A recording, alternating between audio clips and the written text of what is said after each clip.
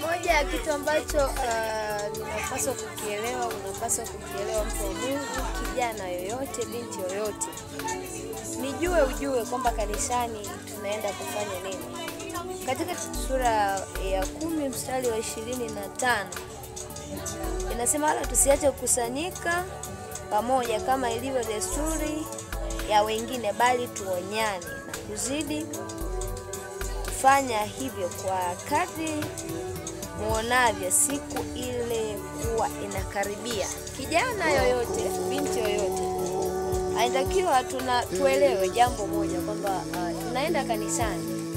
Lengo la kwenda kanisani, lengo la kufanya ibada.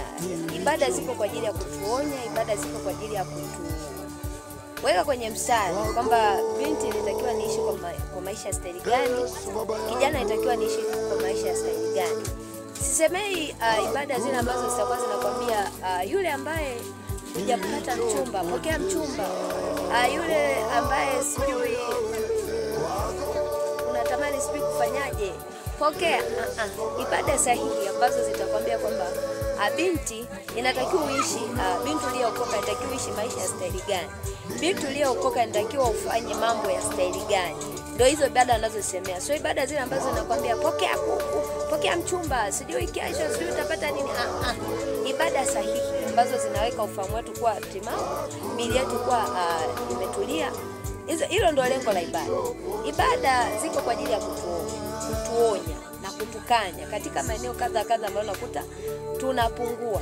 Lakini Biblia inasema kwamba msiache kukusanyika kama ilivyo desturi ya wengine. Kama wengine wanavyokusanyika kufanya mambo yao wengine, na sisi tusiache kukusanyika.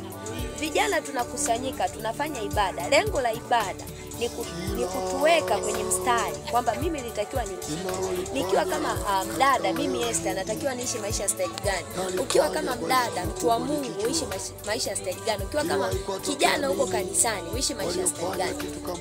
Yote katika yote, mimi binafsi nimshukuru Mungu sana kwa neema yake na rehema zake nyingi. Kwa namna ambapo nakuta kwa kipande kidogo nakuwa naelewa kwamba lengo la ibada kwangu inakuwa ni kwa ajili.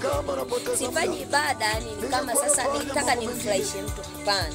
Kwa kipande kidogo naelewa kwamba ibada zipo kwa ajili ya kunyonya mimi na kuweka kwa mstari. Nilikuwa natamani sana, ni dua yangu sana kwa Mungu, na yangu sana kwa Mungu kuongea kwangu huku akukasaidia kijana mmoja kama mimi nilivyosaidika kwa kipande kidogo, kuelewa kwamba lengo la kufanya ibada, lengo la kukusanyika ni ili kuonywa. Kijana yoyote unayetamani kupiga hatua yoyote, unayetamani ufahamu wako kutulia, usiogope kuonywa. Unayeniona hapa ni zao la wengine kuonywa, ukaripiwa kwa wengine. Nikatokea mimi. Nilikuwa naona kabisa kwamba mzee kwenye kile anakataza, na anapokataza ukifanya vibaya anakaribia na anachukua hatua fulani. Kwa binafsi tu nasema lengo la kukusanyika, lengo la kufanya ibada sahihi. Ibada zinazokutaka wewe usifikiri mabaya. Ibada zinazokutaka wewe usiwe sababu ya kumuumiza mwingine. Ibada zinazokutaka wewe uwe sababu ya wengine kujisikia vizuri. Lengo la hiyo ibada ni kufanya mimi, ni kukufanya wewe ili nisijute, ili nisije nikajutia wokovu wangu. Binafsi nasema tu Mungu, naomba unisaidie mimi. Mungu akusaidie wewe mtu wa Mungu. Lengo la ibada, lengo la kukusanyika, kila tukusanyikapo sio kwenda kujionyesha kwamba mimi leo nimevaa nguo mpya. Hapana, mtu wa Mungu. Lengo la kwenda kukusanyika, mimi binafsi nimshukuru sana mzee kwa sisi ambapo ametuwekea.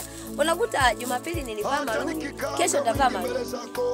Kesho tena maroon. Mwezi unaokuja sijui ni rangi gani.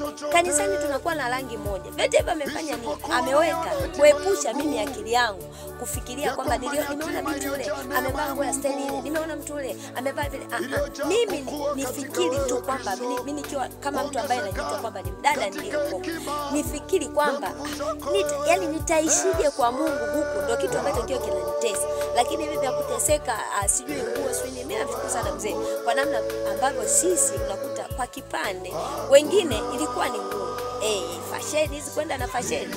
Mimi wengine anachakaga sana sio kidogo sana. Mimi hapa sikufikiriki kama hata kama naweza nikavaa kitambaa cha 2500 nikashona polista mimi nikavaa mwilini mwangu. Ndio hivi vya shule sijui nini. sawa, lakini kabisa anasema mimi mwenyewe ni mtoko, nimevaa polista, haikuwa kawaida. Lakini yote katika yote, lengo la ibada ni kutuonya, lengo la ibada ni kutukanya sisi ambao tumeamua kusema kwamba mimi hapa nitamwishia Mungu. Ni jambo ambalo mtu wa Mungu, ninapoenda kanisani, uelewe, nielewe, kijana, kanisani hatuendi kutafuta wachumba, kanisani hatuendi kujionyesha kwamba mimi nina nguo mpya, kwamba mimi hapa, hapana. Ndio maana hata juzi nisema inaniuma sana pale ambapo mtu anatumia muda mwingi kujipaka makeup usoni, makeup ambayo itakusababisha ushindwe hata kuomba, kutoa machozi. Unakuwa unaomba kwa kujibalance, yani kidogo kidogo unafutafuta hivi ili siwe natoka. Yote katika yote, lengo la ibada, lengo la kufanya ibada, lengo la kukusanyika ni ili tuone, ili tupangwe. Tuseme mtu mwingine anasema anafundisha mafundisho nyuma, nilikuwa nasikia anasema haya ni mafundisho ya watu wa nje, yani kukemea kwamba jamani, huku kanisani asiwepo mtu ambaye ni mzinzi, asiwepo mtu ambaye atakuwa anafanya vibaya. Anasema hao ni ya nje, sisi tu ni watakatifu, tuambie tu maisha ya mbinguni wanaishi. Hapana, mbinguni hawaendi watu ambao wana mawazo mabaya, mbinguni hawaendi watu ambao wana tabia mbovu, mbinguni hawaendi watu ambao unakuta bado wana mambo mengi maovu kichwani. Yote katika yote, mimi binafsi tunasema Mungu, ni dua yangu kwako, ni maombi yangu kwako, sana sio kidogo. Mimi sitoacha kusema dadangu Sifa, shujaa mpambanaji, dada Sifa, kwa maisha yake niliyoyaona kwenye swala la kwamba kanisani tunakusanyika ili tuone, hilo amelishi, hilo amelishi. Kuna maonyo tu fulani alikuwa anapita ya kuploni kabisa. Na kumbuka tena mara ya mwisho kabisa Jumamosi, I think ilikuwa ni Ijumaa, mimi nilikuwa natoka Mlo naenda Kandikuni. Baba kawaga amenisema mimi kwamba navaa majo yanakuwa anashonwa vibaya, kwa nakuwa sasa ni mtu ambaye natia huruma. Mzee amenisema sana kwamba msaidieni binti yangu, anakuwa natia huruma sana kuliko wote. Yeye akasema kwamba Sifa yeye anavaa majo anakauka kutafikiri kikuni, anakauka kama kikuni. Kwa hiyo huja ukuta ni mtu ambaye siku ile alivyoambiwa na mzee, mimi alikuja akanicheka sana, lakini yeye akafanya bidii sana, akasema ngoja mimi dada nishone jo. Akakata jo la blue, na siku ile ambayo kidogo alianza kupata changamoto.